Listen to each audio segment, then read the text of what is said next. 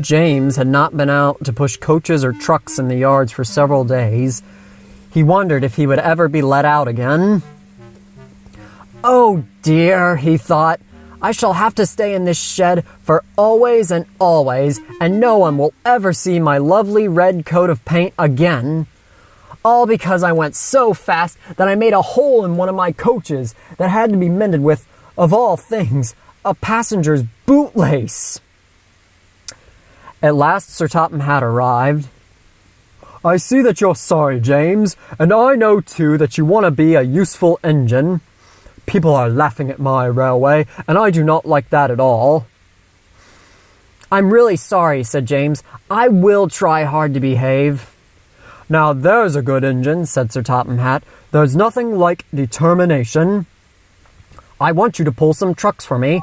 James was excited and puffed away.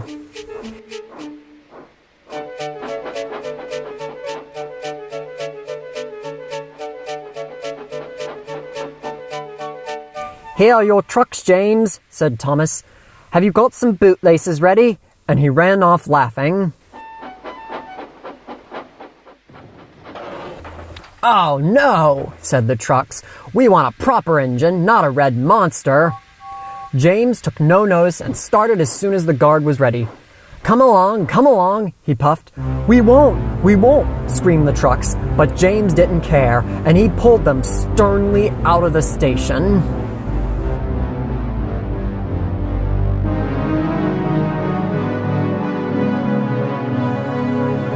The trucks tried hard to make him give up, but he still kept on. Sometimes their brakes would slip on, and sometimes their axles would run hot, and each time the trouble had to be put right, and each time James would start again, determined not to let them beat him. Give up, you can't pull us, you can't, screamed the trucks.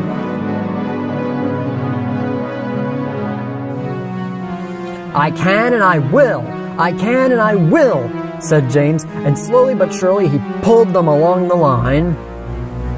At last they saw Gordon's Hill. Look out for trouble, James, said his driver. We'll go fast and get them up there before they know it. Don't let them stop you. So James went faster, and soon they were halfway up. I'm doing it, he panted. Will the top never come? Then, with a sudden jerk, it all came easier. I've done it, hooray, it's easy now.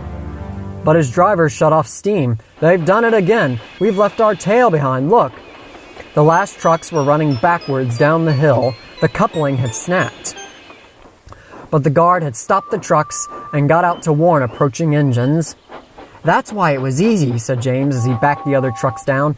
What silly things trucks are. There might have been an accident. Shall I help you, James? Asked Edward. No thank you, Edward. I'll pull them myself. Good. Don't let them beat you. You're doing well, said Edward, as James slowly struggled up the hill. I can do it, he puffed. He pulled and puffed as hard as ever he could.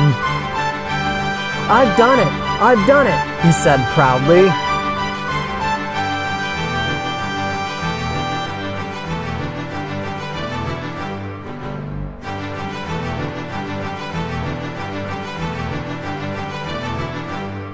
They ended their journey and James was resting in the yard when Edward pulled up. Beep, beep, he whistled. Then James saw Sir Topham Hatt.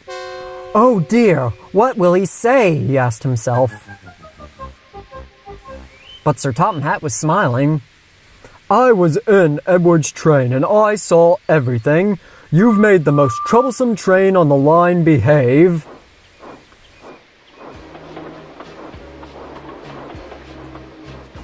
After that performance, you deserve to keep your red coat.